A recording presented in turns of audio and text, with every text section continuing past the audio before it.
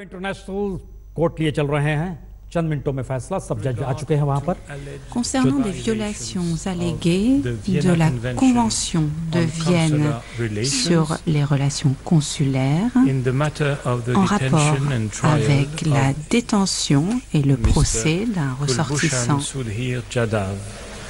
sentenced to death in Pakistan. On the same day, India, referring to Article 41 of the Statute of the Court and to Articles 73, 74 and 75 of the Rules of Court, submitted a request for the indication of provisional measures aimed at safeguarding the rights it claims under the Vienna Convention, pending the Court's decision on the merits. In accordance with the usual practice, I shall not read the introductory paragraphs of the order, which set out the main elements in the procedural history of the case. I shall also omit or summarize some other paragraphs.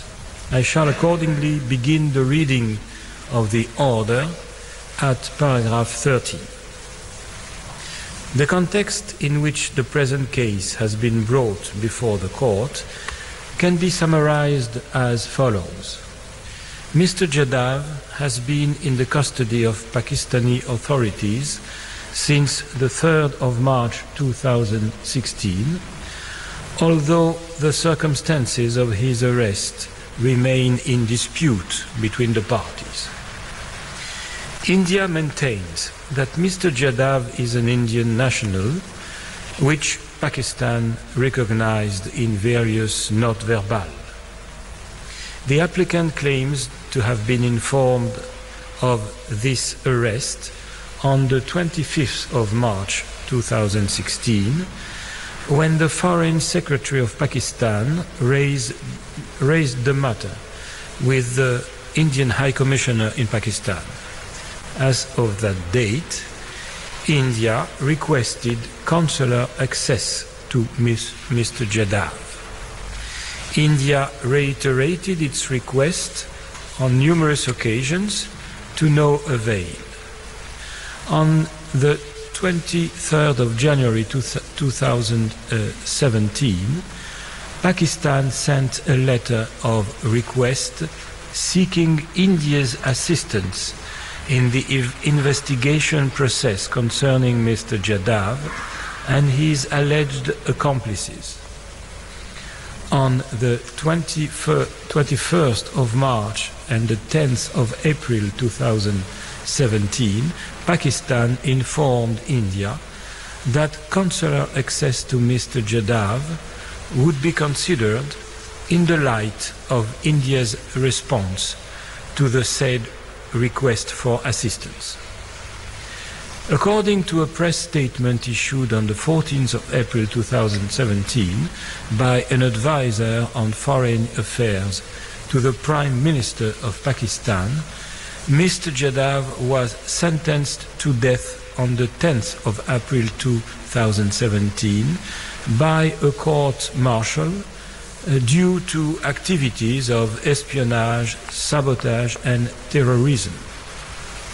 India submits that it protested and continued to press for consular access and information concerning the proceedings against Mr. Jadav.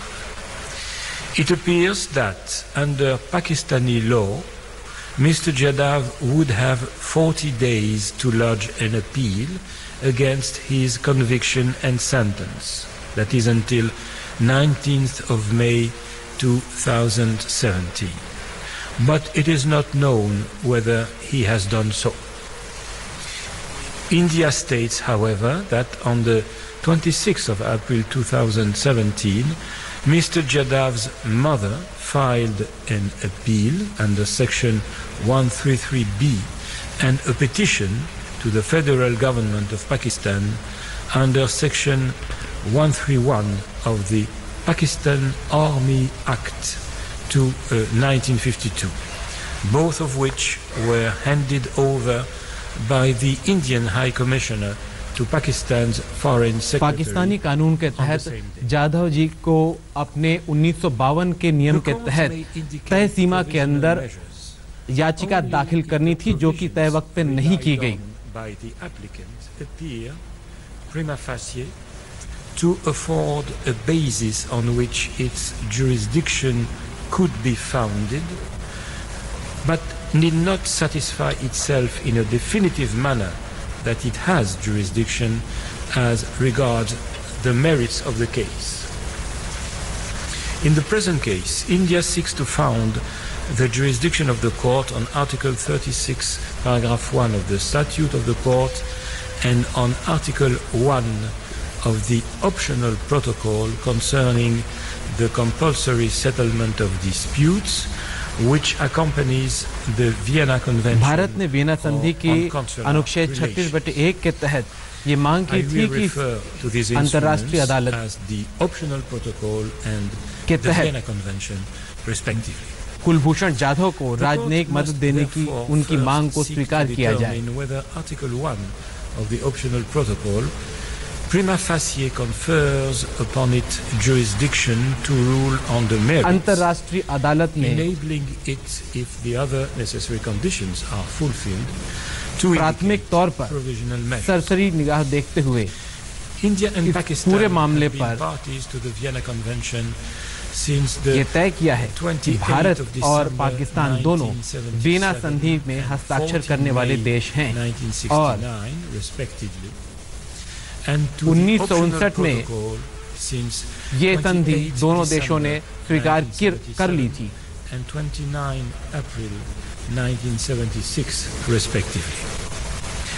1996 में भी 29 अप्रैल 1996 को भी भारत पाकिस्तान ने संधि पर हस्ताक्षर किए थे। अब हम अपने वियना संधि के अनुच्छेद 36/1 के तहत अपने क्षेत्राधिकार के मुद्दे पर स्थिति स्पष्ट करना चाहेंगे।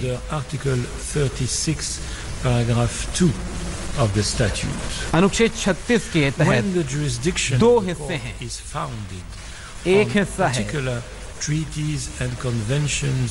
जिसके तहत pursuant to Article 36, paragraph 1 of its statute, it becomes दो देशों के बीच होने वाले मतभेद न्यायिक प्रक्रिया प्रणाली के आधार पर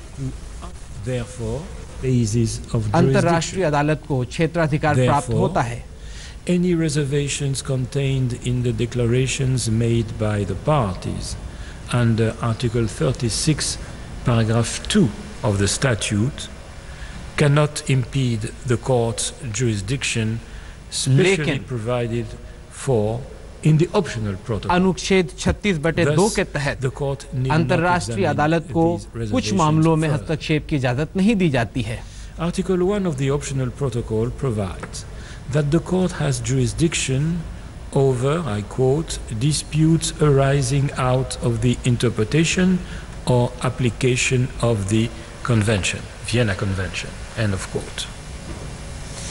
The court will accordingly ascertain whether on the date of the application was filed, such court इस बात को तय करेगी कि क्या तय सीमा के तहत ही आवेदन जाधव मामले पर दिया गया था या नहीं। That the parties do indeed appear to have differed and still differ today on the question of India's consular assistance Jadhav को वियना संधि के तहत राजनयिक मदद देने के मामले पर भारत की अपील पर भी while India has maintained at various times that Mr. Jadhav should have been and should still be Bharat की अपील को इस आधार पर तय किया जाएगा कि पाकिस्तान ने उन्हें अभी तक ये अधिकार क्यों नहीं दिया। Such an assistant would be considered in the light of India's response to its request for assistance in the investigation process concerning him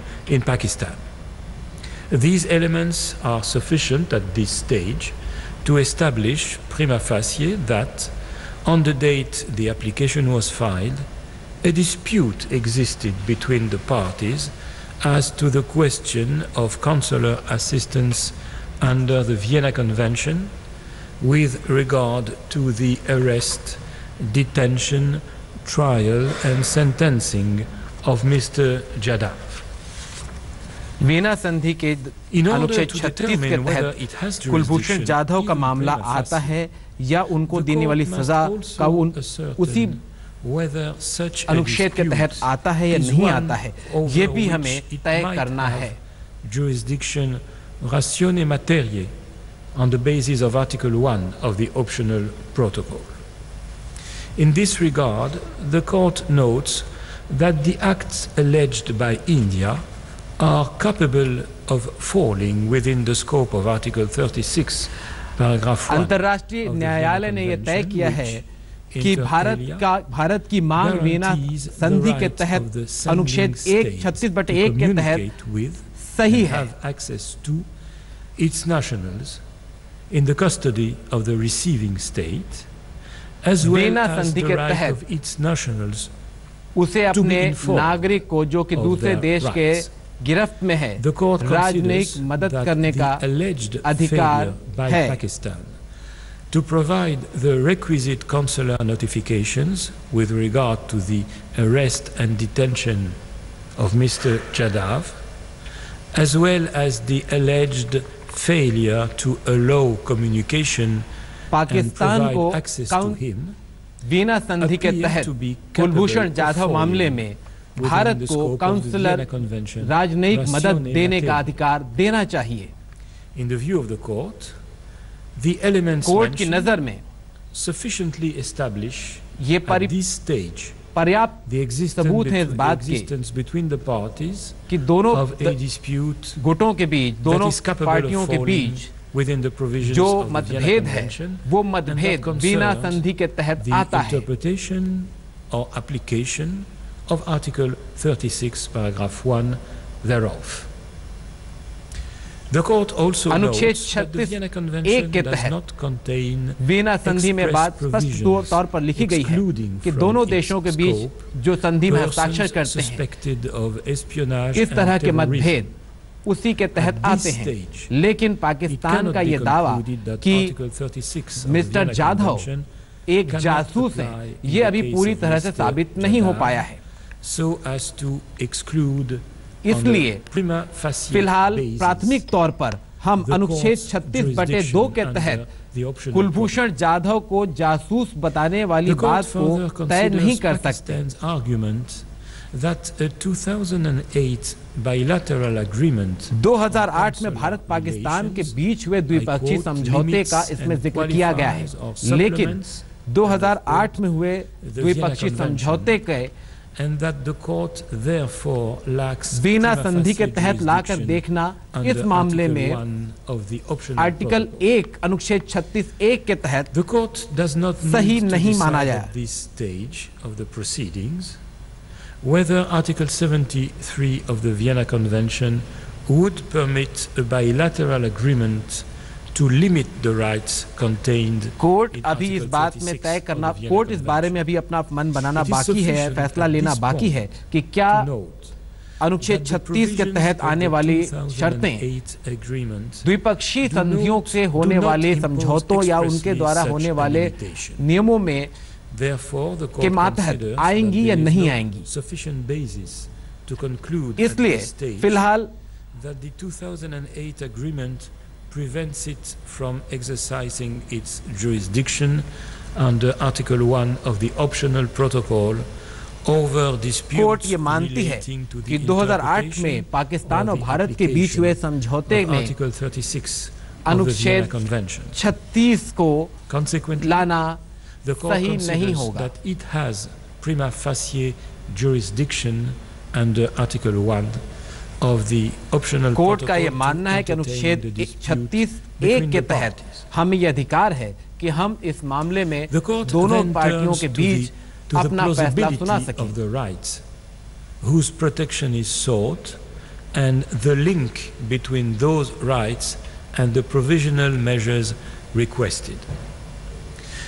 The power of the court to indicate provisional measures under Article 41 of the statute has as its object the preservation of the respective rights claimed by the parties in a case, pending its decision on the merits thereof. अनुच्छेद 36 में बात स्पष्ट रूप से लिखी हुई है कि अंतर्राष्ट्रीय न्यायालय को तब तक इस क्षेत्र में अधिकार प्राप्त है जब तक कि इस मामले में अंतिम फैसला नहीं हो जाता, और हमने उसी अधिकार का प्रयोग करते हुए ये तय किया है कि इस पूरे मामले में अंतर्राष्ट्रीय न्यायालय को अधिकार प्राप्त है कि जब तक अंतिम फैसला न हो जाए तब तक हम इस पर रोक लगा सकें। That the rights asserted by the party requesting such measures are at least plausible. Moreover, a link must exist between the rights whose protection is sought and the provisional measures being requested. In its application, India asserts that the rights it is seeking to protect are those provided by paragraph 1 of Article 36 of the Vienna Convention. It follows from this provision that all states parties to the उसके नागरिक के अधिकार की रक्षा करना वीना संधि में दिए गए नियमों के तहत आता है। भारत ने लिखा है कि दूसरे देश के कब्जे में अपने नागरिक को राजनयिक अधिकार देना, राजनयिक मदद देना, उसे कानूनी मदद पहुंचाना या उसके से जुड़े मामलों पर मदद देना उसका अधिकार है। The court is not called upon to determine definitively whether the rights which India wishes to see protected exist. It may only decide whether these rights are plausible. Court ने अभी ये तय नहीं किया है कि भारत ने जो याचिका ये दावा किया था कि उसे अधिकार प्राप्त है अपने नागरिक की अधिकारों की रक्षा और सुरक्षा करने का, वो सही है या नहीं, अभी अदालत ने ये तय नहीं किया है। लेकिन फिलहाल फौरी तौर पर हम ये मानते हैं कि इस मामले को तय होने तक हम इस पर रोक लगा सकते हैं। Are recognized in Article 36, paragraph 1 of the Vienna Convention. Regarding Pakistan's arguments that first Article 36 of the Vienna Convention does not apply to persons suspected of espionage or terrorism, इस मामले में लागू नहीं होता है। The rules applicable to the case at hand are provided in the 2008 की संधि में भारत के साथ उसके द्विपक्षीय संधि का जिक्र करते हुए पाकिस्तान ने कहा था कि वियना संधि इस मामले में लागू नहीं होती है। On these questions has been advanced by the parties.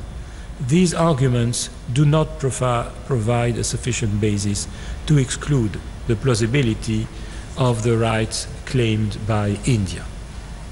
In the view of the court, का मानना है कि ये दावे into account the legal arguments and Bharat के पेश किए गए दावों के सामने it appears that the rights invoked by India in the present case मायने नहीं रखते हैं। 36 paragraph 1 of the Vienna Convention are plausible. The court now turns to the issue of the link between the rights claimed and the provisional measures requested. Court अब जो अधिकारों का दावा किया गया है उनके ऊपर बात करना चाहेगी।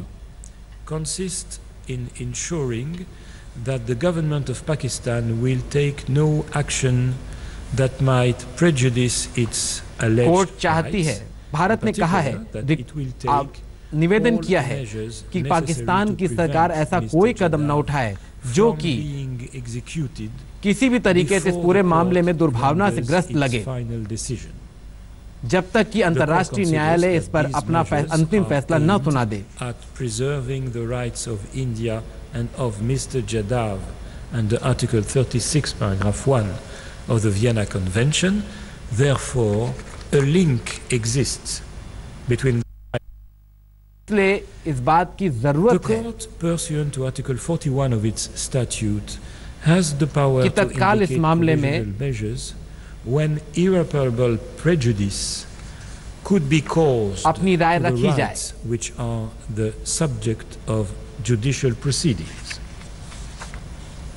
However, the power of the court to indicate provisional measures will be exercised only if there is urgency, in the sense that there is a real and imminent risk that irreparable prejudice court उसी हालत में हस्तक्षेप कर दूसरे गुट को ये कह सकती है जब उसे लगे कि वाकई इस बात की बहुत जरूरत है कि दूसरे पक्ष के पीड़ित या आरोपी शख्स पर की जान को बड़ा खतरा है और इस मामले में जल्द ही कुछ हो सकता है, तभी अदालत ऐसे मामलों में अपने अधिकार का प्रयोग करती है।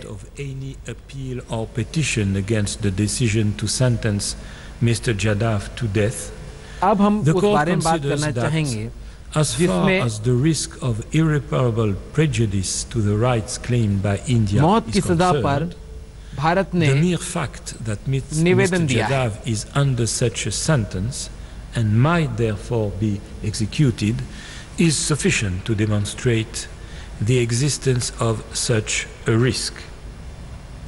There is considerable uncertainty as to when a decision on any appeal or petition could be rendered, and if the sentence is maintained, as to when Mr. Jadhav could be executed.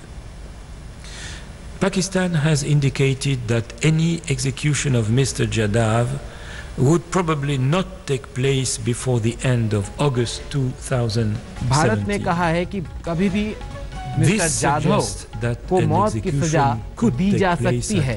उसमें पाकिस्तान के ऊपर संशय जाहिर किया है, लेकिन पाकिस्तान ने इस बात पर स्पष्ट किया है कि अक्टूबर से पहले किसी भी तरह से इस पूरे मामले में सजा नहीं दी जा सकती, क्योंकि फिलहाल पाकिस्तान में ऐसे कई प्रावधान हैं जिसके तहत मिस्टर जाधव आगे के लिए अपील कर सकते हैं। भारत उनका प्रयोग कर सकता है। In those circumstances, the court is satisfied that there is urgency in the present case.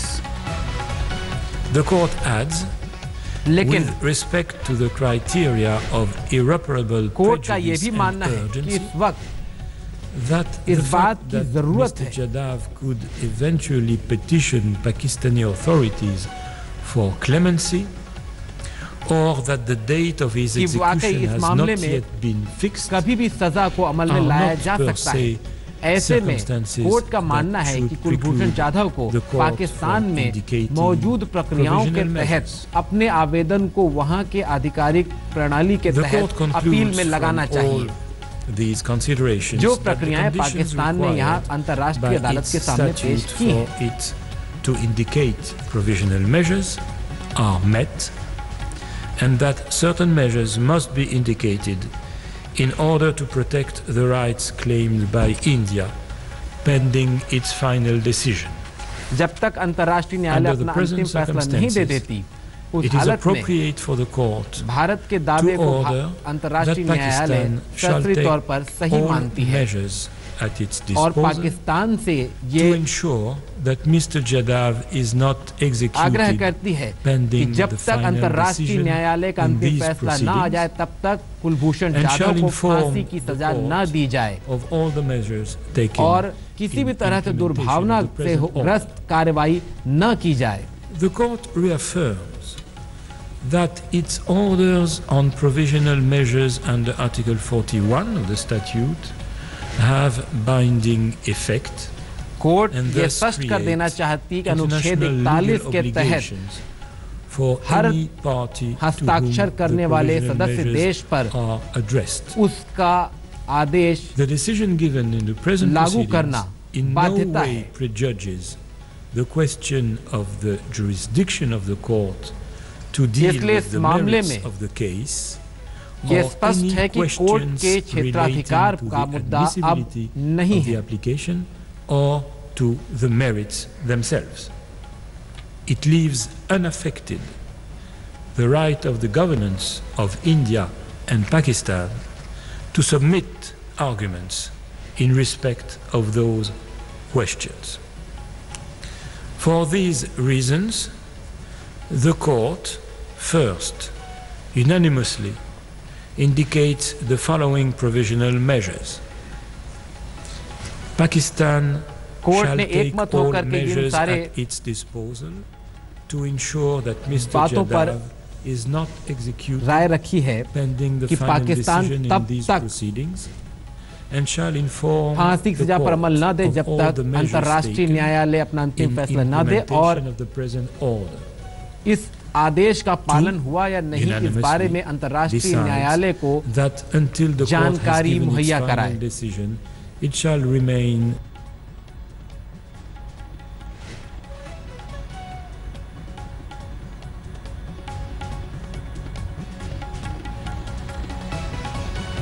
To read the operative part of the order in French. Par ces motifs, la Cour 1.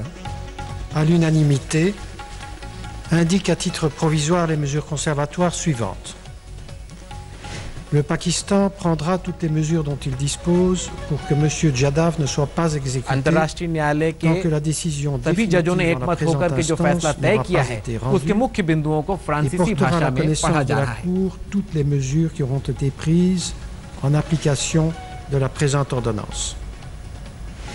2. À l'unanimité, décide que, jusqu'à ce qu'elle rende sa décision définitive, la Cour demeurera saisie des questions. International court of justice में भारत को बड़ी जीत मिली है।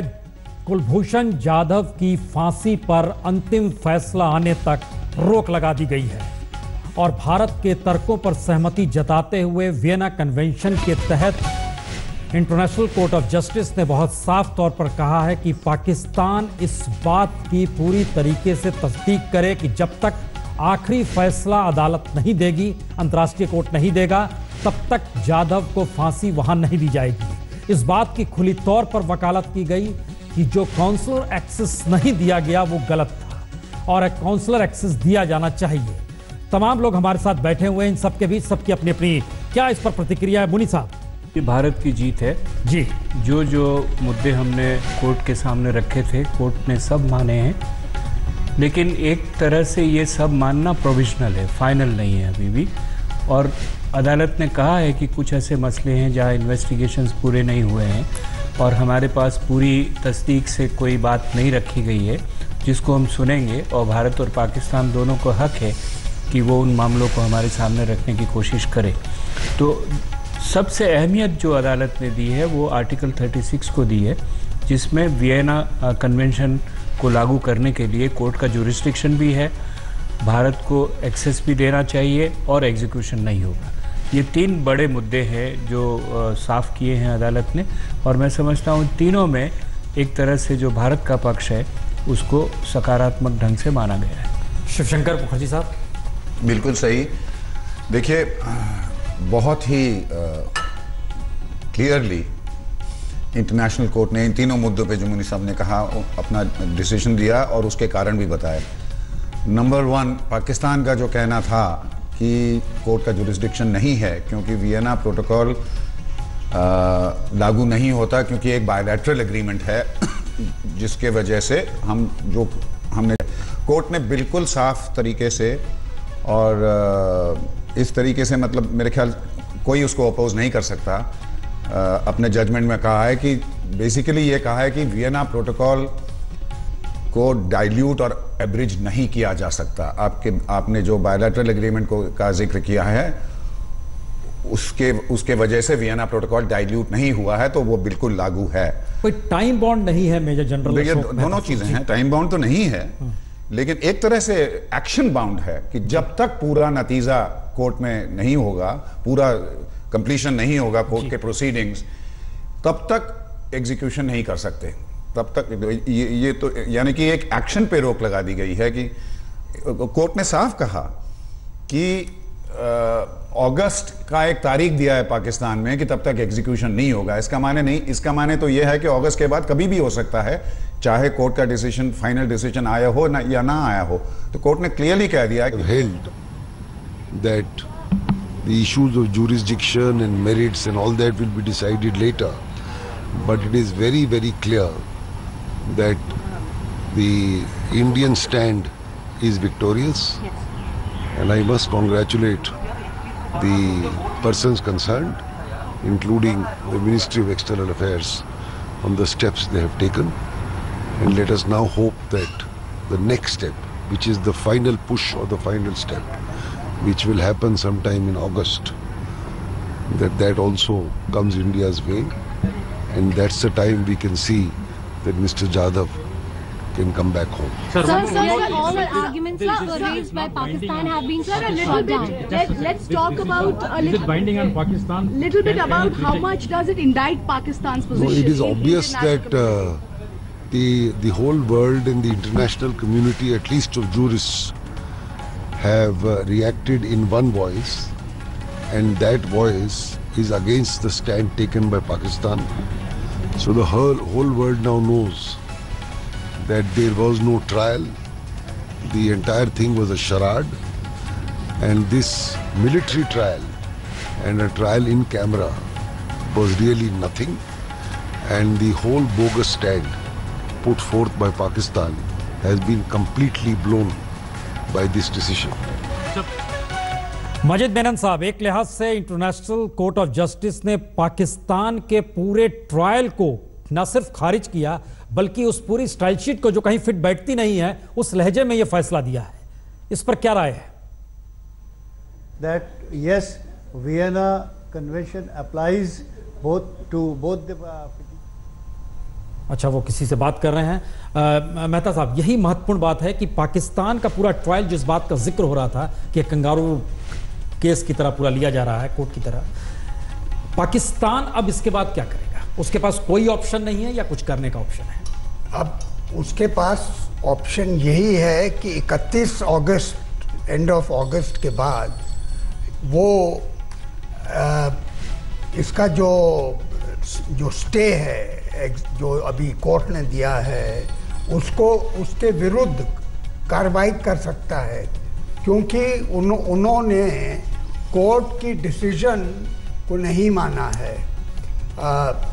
इसके बावजूद कि court ने अभी उसको स्टे किया हुआ है, तो क्योंकि पाकिस्तान में कुछ भी हो सकता है, और जैसे हमने देखा है कि जो इंटरनेशनल कोर्ट ऑफ जस्टिस उनका जो केस प्रेजेंट किया गया 15 तारीख को, वो जुरिस्डिक्शन के मामले पर था, और वो अभी ये हो सकता है इसके बावजूद कि ये यूनानिमस वर्डिक्ट है आईसीजे की, और बार बार जिक्र किया गया इसका, उन्होंने उसको जिक्र किया कि ये यूनानिमस है, 3 बातें जो उन्होंने कही।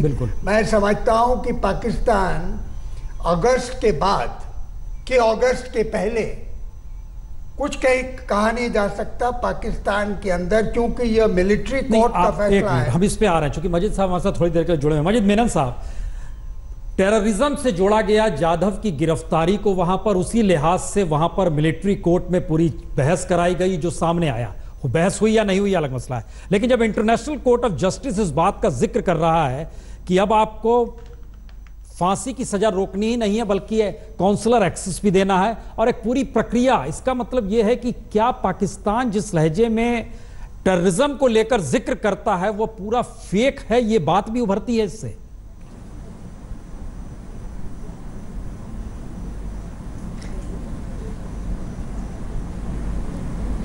आवाज चली गई है, आपकी आ रही है, हमारी आ रही है आपके पास? देखिए वाजपेयी जी, मैं एक दो बातों का मैं अब आ रही आवाज़। हम देखिए 2 बातों का खुलासा करना चाहूँगा। एक तो ये कि हमारे मित्र अभी जो बोले कि भरोसा नहीं, मिलिट्री मुल्क है और जाधव की ज़िंदगी का जो सवाल है वो आज भी ख़तरे में टला हुआ, मैं इससे सहमत इसलिए नहीं हूँ कि ये पाकिस्तान के लिए एक बहुत बड़ी चुनौती है।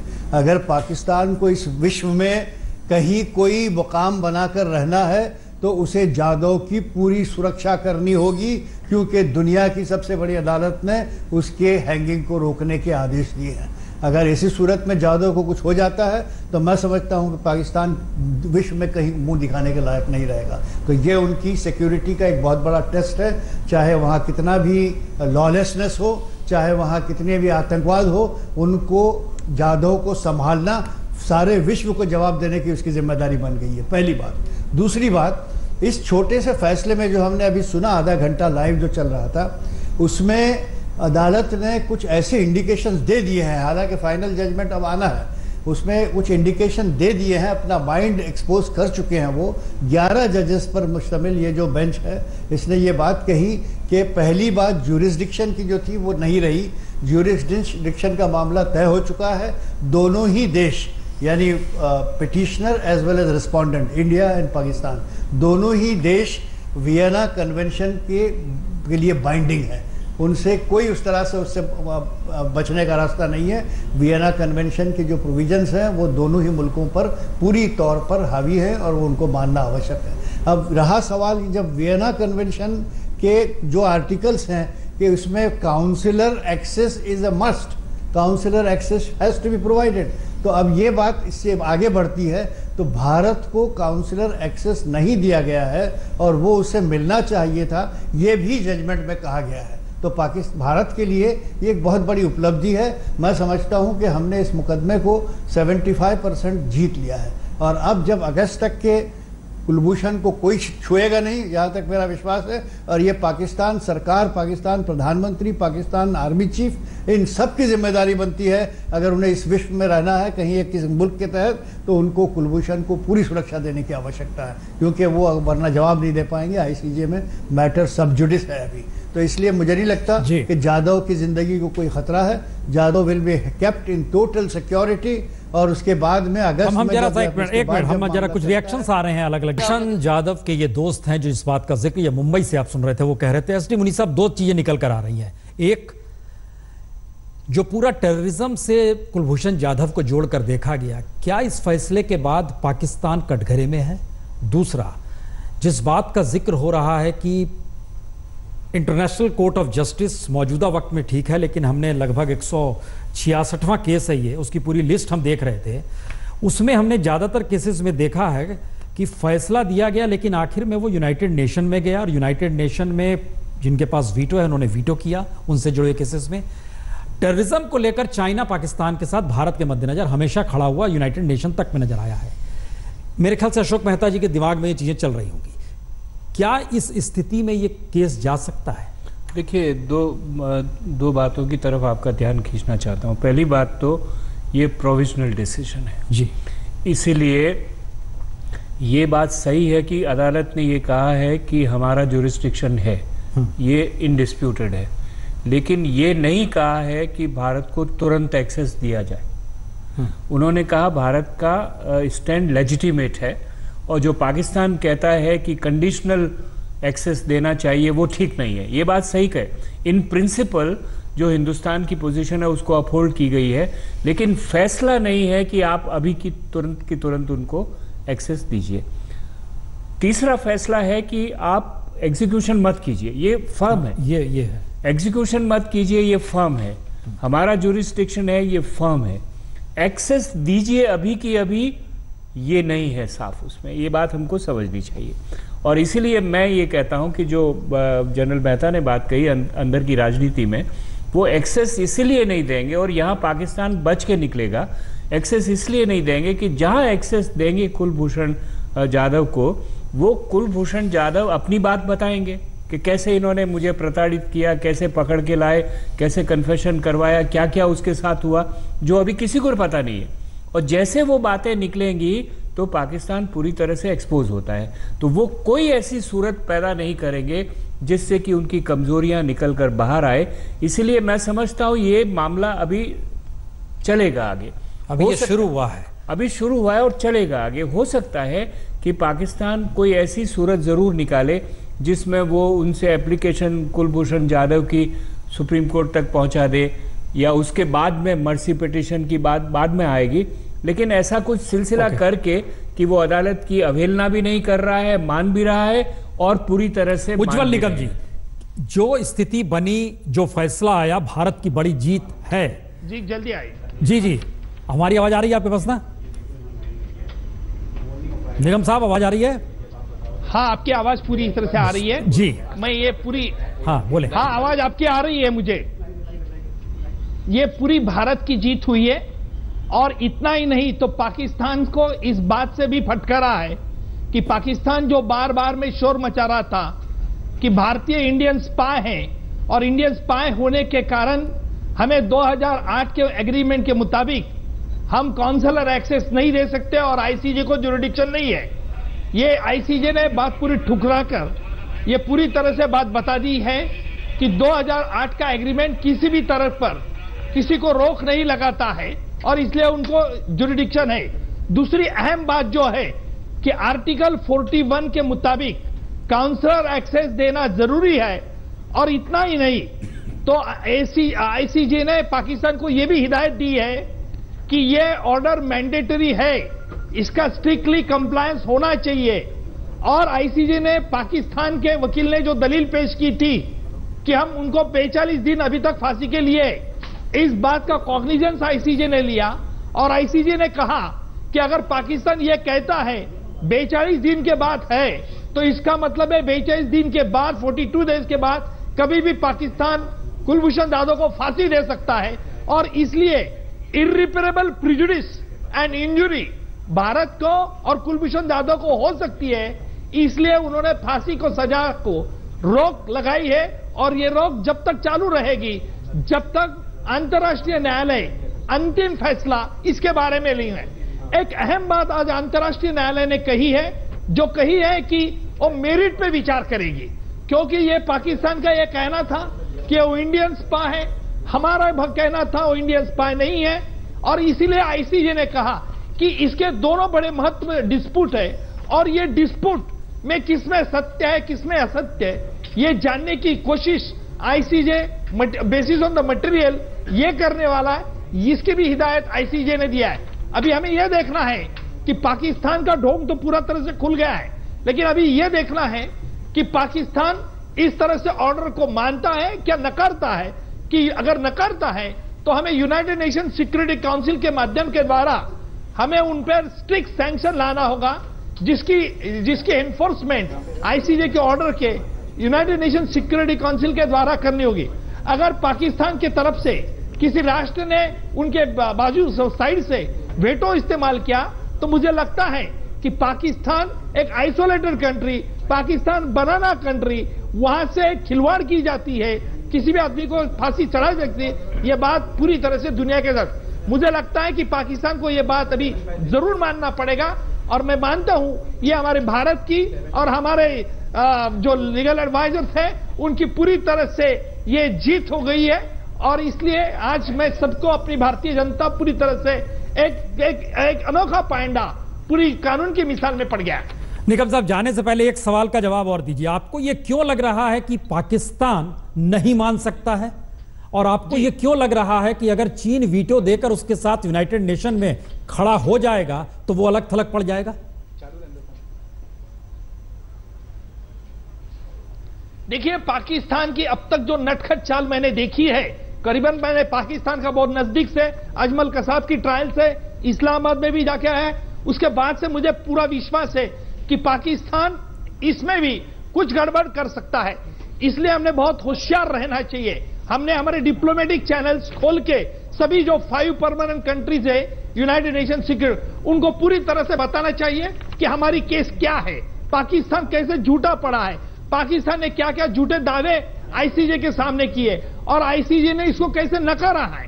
ये पूरी बातें बनना पड़ेगा। मैं पाकिस्तान की जो बात कह रहा हूं और उनका पूर्व इतिहास बता के कह रहा हूं और जिसका तजुर्बा हमें बंबई में अजमल कसाब के आतंकी हमले के ट्रायल में भी कई बार हो चुका है, जिसको पाकिस्तान ने पहले नकारा फिर मानने कसम बोला हमारा आतंकवादी है। इस तरह से पाकिस्तान की शैतानी चाल। लेकिन एक बात जरूर है कि हमें कुलभूषण जाधव के लिए हर कोई कानूनी हथियार हमें इस्तेमाल करना होगा ताकि पाकिस्तान पूरा दुनिया के सामने और एक्सपोज हो सके। नहीं, इंटरनेशनली डिप्लोमेसी में हम लोग करेंगे काम, लेकिन एक दूसरा सवाल यहां यह है, क्या इस फैसले का दबाव चीन पर पड़ेगा? क्योंकि चीन तो पठानकोट हमले के बाद जिस तरह से जैश के साथ खड़ा हुआ था यूनाइटेड नेशन में, पूरी दुनिया ने देखा था। इसीलिए यह सवाल है कि क्या इसका दबाव कोई पड़ेगा अंतर्राष्ट्रीय तौर पर या नहीं पड़ेगा? पुण्य प्रसून जी, इसका दबाव जरूर पड़ेगा क्योंकि यह आईसीजे की ऑर्डर विद डिटेल रीजनिंग है। जब आईसीजे के चीफ जस्टिस ये ऑर्डर पढ़ के सुना रहे थे तब मैंने ध्यान से देखा था कि कौन कौन से बातें पे आईसीजे ने विचार किया है। आईसीजे ने पाकिस्तान का आर्गुमेंट, इंडिया का काउंटर आर्गुमेंट, पाकिस्तान की उसकी दलील, हमारी इंडिया की दलील, ये पूरी बात ध्यान में रखें। अगर चीन को आगे जाना है, चीन को अगर एक अच्छी तरह से आगे अपनी छवि सुधारना है, तो मुझे लगता है कि इस तरह से ढोंगबाजी, फ्रॉड, कैलकुलेटेड, प्लान्ड एक जो फैसला पाकिस्तान में सुनाया गया है, उसको कभी भी चीन सपोर्ट नहीं करेगा। अगर चीन सपोर्ट करेगा तो चीन की छवि कम हो सकती है।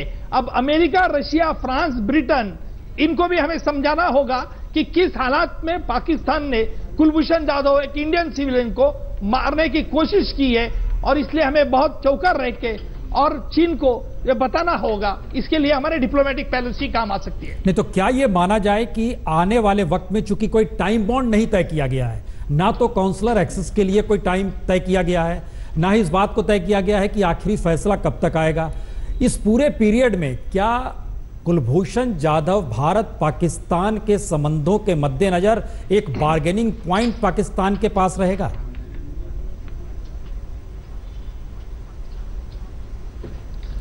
जरूर, ये बात जरूर है कि अभी दोनों राष्ट्र के लिए एक बड़ा प्रेस्टिजियस इशू ये बन गया है। कुलभूषण जाधव एक व्यक्ति नहीं है, ये राष्ट्र का, भारत का सम्मान और पाकिस्तान की हार, ये बातें मद्दे रखते हुए पाकिस्तान भी चुपचाप बैठने वाला नहीं है, क्योंकि पाकिस्तान तो शैतान राष्ट्र है ही, पुलिस स्टेट है ही, लेकिन जो आज पाकिस्तान के पास कानूनी पंजे कुछ ज्यादा करके बच्चे नहीं है। इसलिए हमें और होशियार करके ये देखना होगा कि किस तरह से पाकिस्तान इस ऑर्डर को काउंटर करने की कोशिश करेगा, और इसीलिए हमें और इंटरनेशनल जो हमारे यूनाइटेड नेशन सिक्योरिटी काउंसिल को तुरंत अगवा करके एक कोहर्सिव मेथड, ये ऑर्डर एनफोर्समेंट के लिए हमें इंप्लीमेंट करने के लिए शायद जाना पड़ेगा, ऐसा मुझे लग रहा है। जनरल मेहता, पर एक पुण्य प्रसंग की मैं जरूर बात कहूंगा बोलिए कि इस तरह से फैसला आना ये बहुत बड़ा इंपॉर्टेंट है, बहुत इंपॉर्टेंट। जी, मैं दो बातें कहूंगा। पहली बात पहली बार हुआ है, वो बोलने नहीं दे रहे वो। हाँ ये जो बात हो रही है चाइना का मदद लेना या Russia, United nation security council में, अभी हाल में भारत और चीन के रिश्ते इतने बिगड़े हुए हैं दलाई लामा के बाद और अभी OBOR के बाद कि किसी हालत में चाइना पाकिस्तान का साथ नहीं छोड़ेगा। और यदि ये मुद्दा यूनाइटेड नेशंस में जाएगा, यदि मैं कह रहा हूँ, तो चाइना अवश्य सपोर्ट करेगा और अपना वीटो इस्तेमाल करेगा।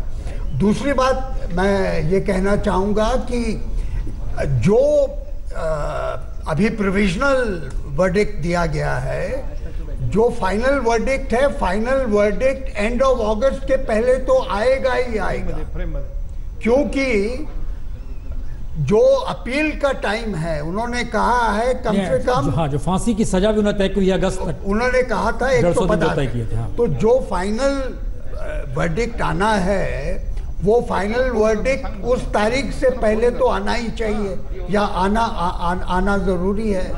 तो इसलिए जो कार्रवाई हमको करनी है, वो कार्रवाई इम्प्लीमेंटेशन ऑफ काउंसलर एक्सेस, उसके ऊपर हमको ज़्यादा ध्यान देना चाहिए कि पाकिस्तान को उसको इम्प्लीमेंट करवाना, और उससे बात। और एक और बात, आखिर में मुद्दा सिर्फ ये लीगल मैटर नहीं रहेगा, ये अब राजनीतिक मैटर रहेगा, क्योंकि वो पहले से बात चल रही है कि हमारे पास कर्नल हासिब है, उन जो अभी हाल में नेपाल बॉर्डर में कहते हैं कि हम इस पे आना चाह रहे थे कि आप जो कह रहे हैं ये पूरा मामला, एक मिनट हम जरा, चूंकि विदेश मंत्रालय की इस पे कोई प्रतिक्रिया, बालकृष्ण, सरकार की तरफ से कोई प्रतिक्रिया?